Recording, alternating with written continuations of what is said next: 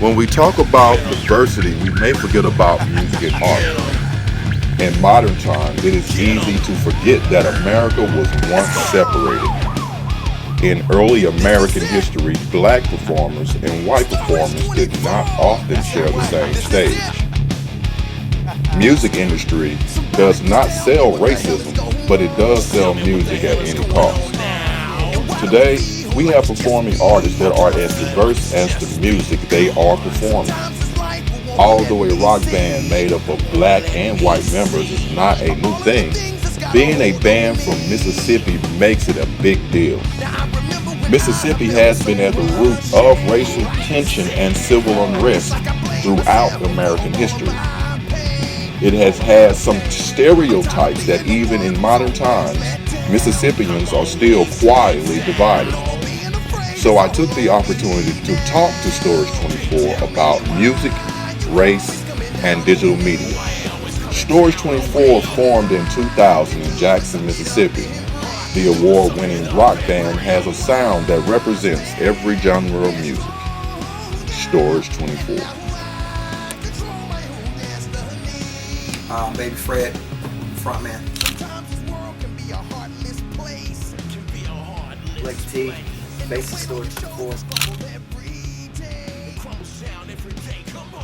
Emmett, play guitar. Adam Williams, drummer.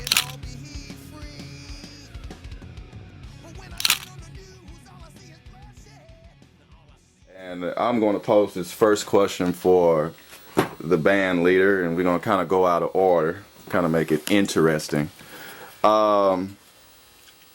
You are an interesting band. That's why I chose you all. Storage 24, and I looked at the cover, 2 black members, 2 white members.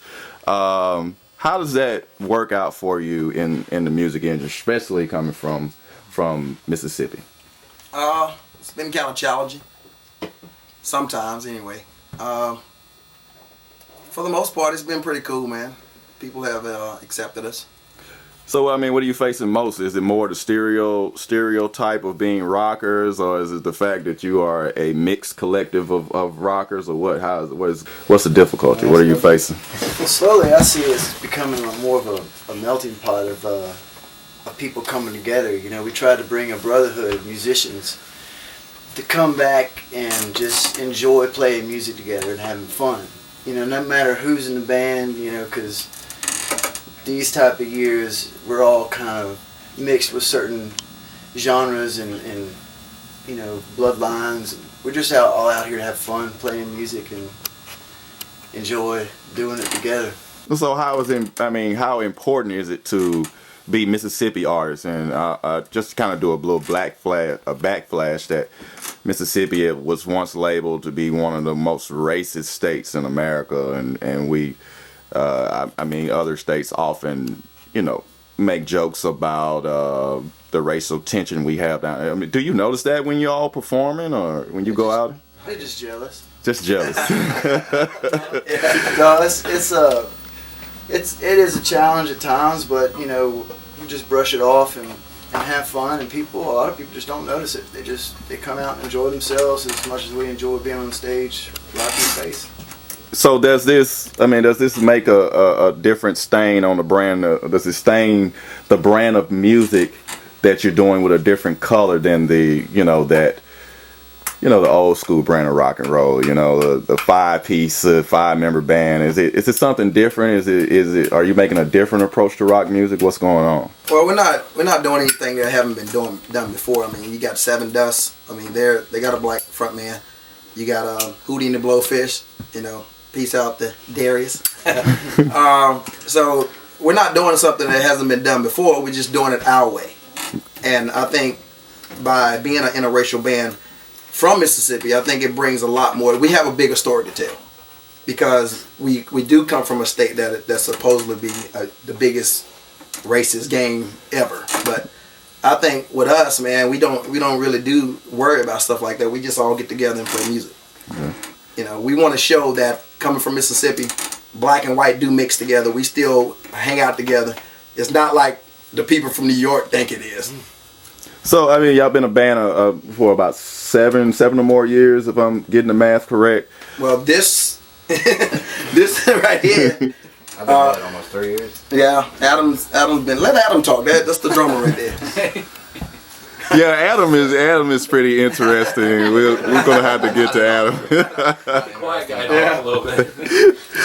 Well, I'm just looking at your brand of music, and I know you a little bit personally behind the scenes, and you're in a rock band. You come from a predominantly black community, which known labeled as the hood. It is the. So isn't it pretty strange? Isn't it odd that you are a black guy from the hood, from Jackson, and you're in a rock band? I mean, Yeah, it's a little odd. It's a little odd for my black friends. It's not odd for white people, but white people, yeah, they look at me a little different. But it's cool, man. I mean, I've always followed my heart. Never listened to what people say about me. I just do what I do.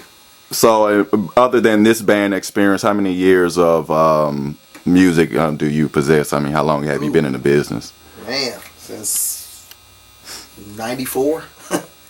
Now, this question might be a little tough to answer, but answer as real as you possibly can. Okay. Since being in the music industry, and music industry being blended with so many different races and cultures, have you experienced more difficulty with people of other races or those of your own? Let me just put on record now. I've never had any racial incidents. Okay. I've never had any white people come up to me and say, "Oh, we're gonna hang you," or it's never been that way. So I don't never want people to think that I've had a lot of trouble being a black guy in a white band. I've never had that problem. Even But- though I have some nooses. Yeah. Now, within my band, we might have a little racism going on. But no, man, we keep it real. We just do what we do, and it's just a lot of. It's just like a big melting pot, man. Okay. We right now. I just want to personally introduce our new guitarist, Emmett, to the band. Hey. Smile. But I mean, Emmett being the new guy, dude, we're gonna kind of move a little bit from race and mix it up with a little bit of music business. Do you think iTunes and things like digital music providers will help or hurt your band's chances here in the new so-called music industry? Can only go up from here, man. iTunes makes local bands as big as bands on Capitol or Elektra or whatever. You don't have to have $1 million record deal to get out there and do a nationwide tour. You can go to Europe now on your own dime and come back and be profitable and be successful. There's too many ways to become successful because of the internet. So I mean, that I see now that a lot of bands are kind of springing up anywhere. Is it more so getting away from the big boss of the music industry, and you're more of an independent artist and you make your own calls now? Is that Absolutely. I think the internet has actually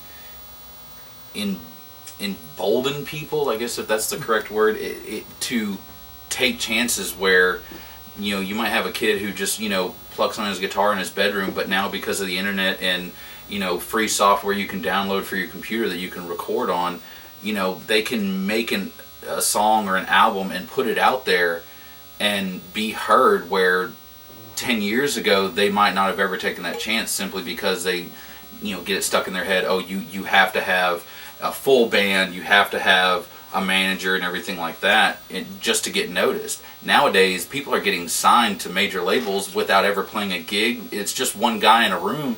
They go out and hire the rest of the band. It's like Bieber, Yeah, Like absolutely. Usher found Bieber on YouTube. You got the internet, so it's more of not trying to go away from this, media society, because media society is going to do nothing but help you if you work it right. Because people still in the music industry use analog in the studio, but they also use digital. Everything is just mixed. It's a big melting pot that we got to get through each day and make it better and have fun doing it. You know? So we're diverse all the way basically down to our technology sound. Oh, like. absolutely. Because what you Absolutely. basically did was erase the middleman. Because now you can put out whatever you want, whenever you want. If you got a little pocket change, you can put your music out and be heard all over the world. Just like you said, the internet is the biggest tool of getting your music out there. You don't have to call labels or send them tapes and all this. If anything, you build your own brand, like we're planning on doing, and that's what we're trying to do. You build your own brand, you don't need a label. You can build your own label. Absolutely. So I've listened to the radio avidly, and I'm starting to notice that the quality of music and the quality of artists is starting to plummet. Yeah. Is that It's all about what can be played on the radio.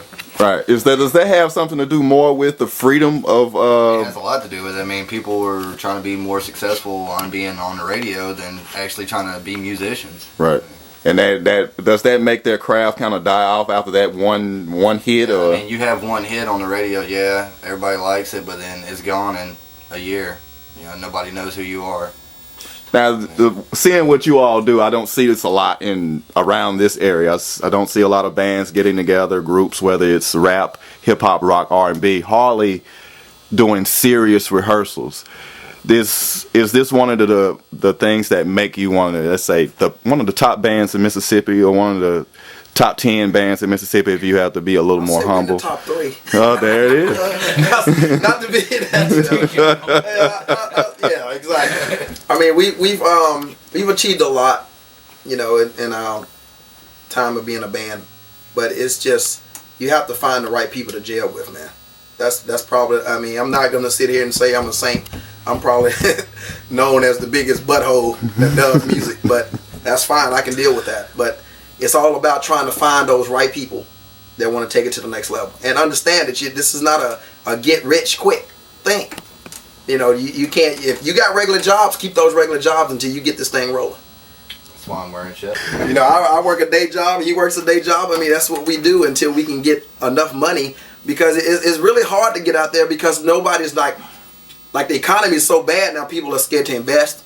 People are scared to take a chance, take that risk. So, I mean, we doing it the best way we can, man. We play little gigs here, play gigs there to get enough money up to go to Louisiana, to go to Alabama, or wherever it takes to get out of Mississippi and try to, you know, play some out of town gigs, you know. Well, I'm glad you touched on that, and that's getting to, this is my next to the last question.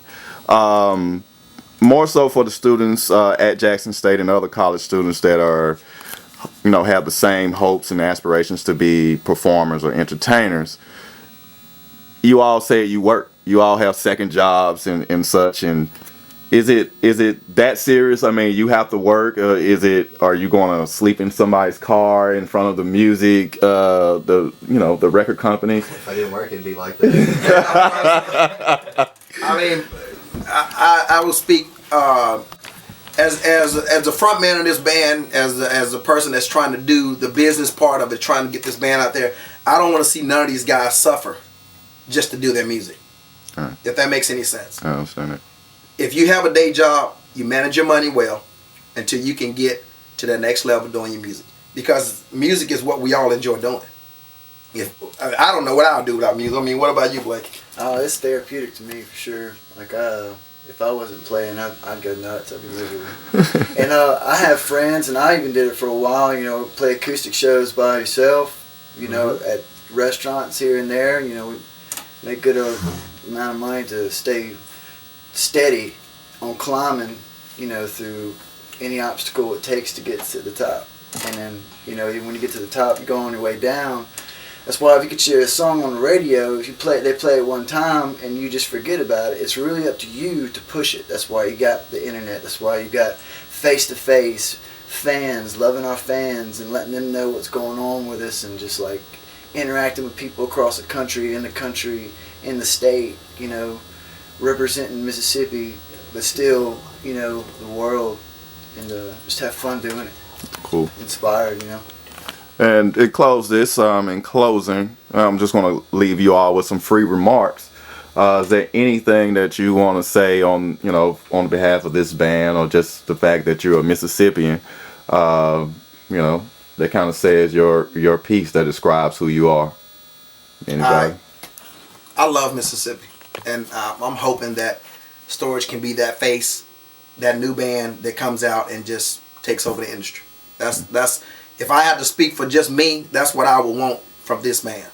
And I mean, all of us in our own right are We had the our show own this solo year. artists. I mean, you have this guy's a producer. Emmett, he produces. He has a studio. Blakey T writes songs, does his own little thing on the side. I mean, all of us do our own little thing. I mean, I write, I produce. You have Adam. I mean, he plays drums. He plays in another band. I mean, that's what we all do until we get Storage off the ground. All right. And this guy here, we'll have to talk to him about this casket building and such. Really interesting. Yeah, man. Tell me a little bit about the casket before I close I this mean, you thing. never know when you need it. Wow. Never hurts to have a casket. I feel you. We got to get that thing on the video. It'll work. I'm not getting in it. I'm not getting in the casket. I do want to mention like having a state back you up, coming to work so hard, doing all this diversity of being a musician, and having your state back you up when you go places. That's what a lot of us yearn for, because it's good to have that family of people that you work with, that you don't even talk to, maybe, but you still have a connection with them, with the music. And it could be anybody, any color, any race.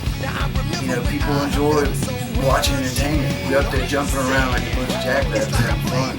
They want to be us. We want them to be us, watching us. Y'all make sense? Basically, what he's That makes saying is, Mississippi, we need you on our side. We can go to Louisiana. They love us in Louisiana. We can go to Alabama. They love us in Alabama. We need Mississippi on our side. We need support from our hometown. That'd be nice. Yeah. All the support we can get will help. We'll rock this world one stage at a time. One stage at a time. It's always the him, baby. All right.